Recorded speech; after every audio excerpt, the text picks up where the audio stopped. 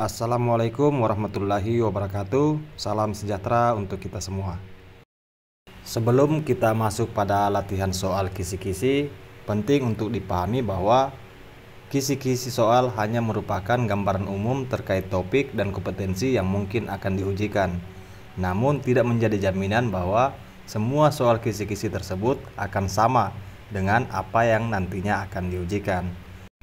Pada latihan soal part 1 kali ini kita mulai dari pertanyaan-pertanyaan basic, pertanyaan-pertanyaan yang sudah menjadi makanan sehari-hari teman-teman selama bertugas di lapangan.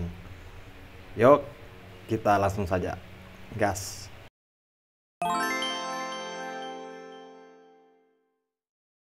Soal nomor 1.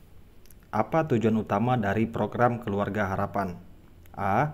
Memberikan bantuan tunai tanpa syarat kepada seluruh warga negara. B. Mengurangi kemiskinan dan meningkatkan kualitas sumber daya manusia. C. Meningkatkan pendapatan pemerintah melalui pajak. D. Menyediakan lapangan kerja bagi masyarakat miskin. Soal nomor 2. Apa peran utama seorang pendamping sosial PKH? A. Mengawasi pelaksanaan kebijakan pemerintah. B. Menyalurkan bantuan tunai langsung kepada penerima. C. Memberikan pendampingan dan fasilitasi kepada keluarga penerima manfaat. D. Mengganti peran pemerintah dalam mengelola program sosial. Soal nomor 3.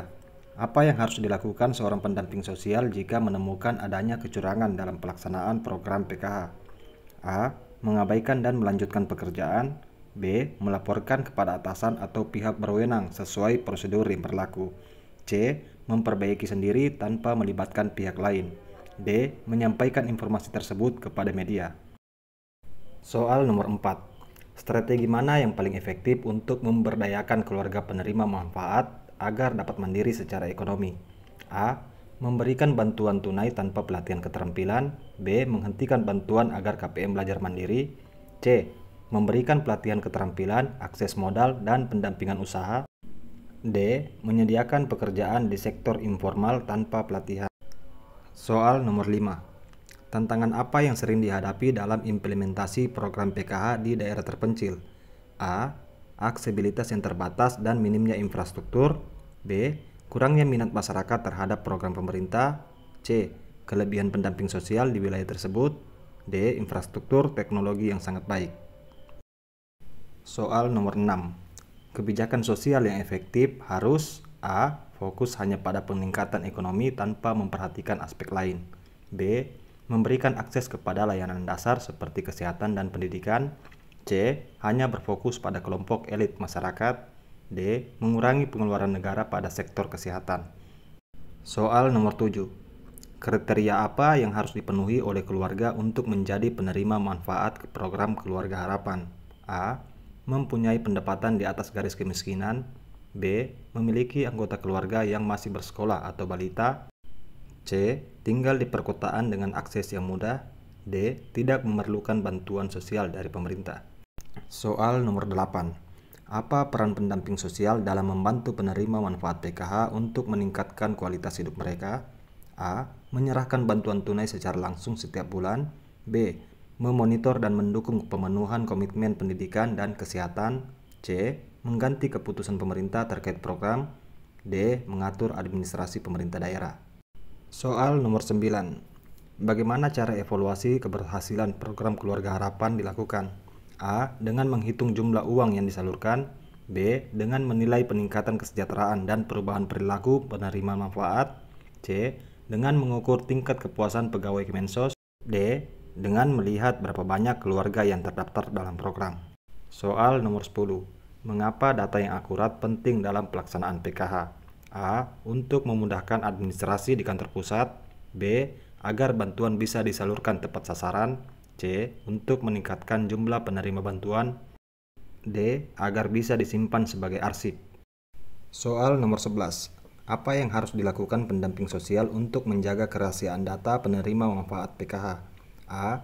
Mencatat data di tempat umum. B. Menyimpan dan mengakses data hanya sesuai dengan ketentuan yang berlaku. C. Membagikan data kepada pihak yang tidak berkepentingan. D. Meninggalkan data di tempat yang mudah diakses orang lain.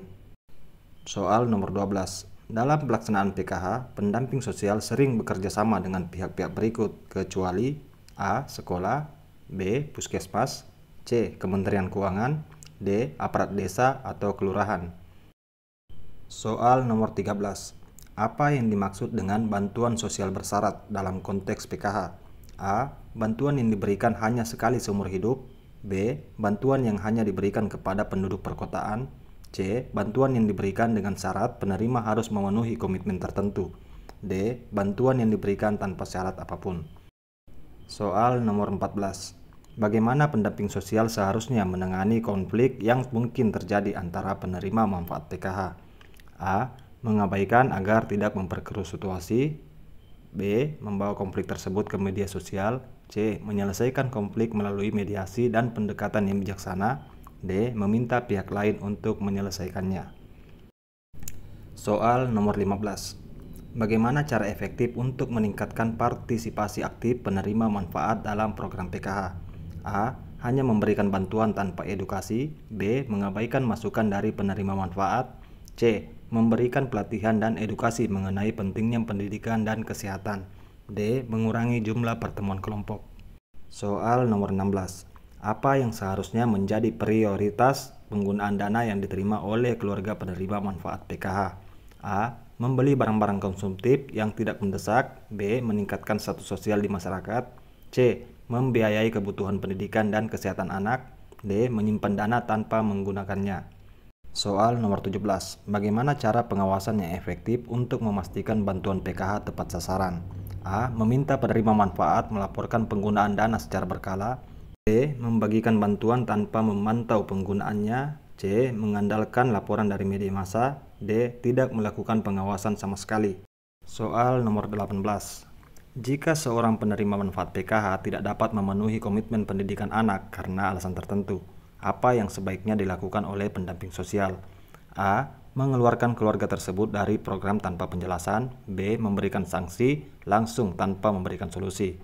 C. Mendiskusikan masalah tersebut dengan keluarga dan mencari solusi bersama. D. Melaporkan keluarga tersebut kepada pihak berwenang. Soal nomor 19. Apa tujuan dari pertemuan kelompok yang diadakan oleh pendamping sosial untuk keluarga penerima manfaat? A. Untuk memberikan informasi terbaru tentang program PKH. B. Untuk meningkatkan solidaritas dan saling berbagi pengalaman antar penerima manfaat. C. Untuk membagikan dana bantuan secara langsung. D. Untuk mengumpulkan laporan keuangan dari KPM. Soal nomor 20. Apa langkah preventif yang dapat dilakukan oleh pendamping sosial untuk menghindari terjadinya penyalahgunaan dana PKH oleh penerima manfaat? A. Memberikan dana tanpa kontrol penggunaannya. B. Mengadakan pelatihan mengenai pengelolaan keuangan bagi KPM.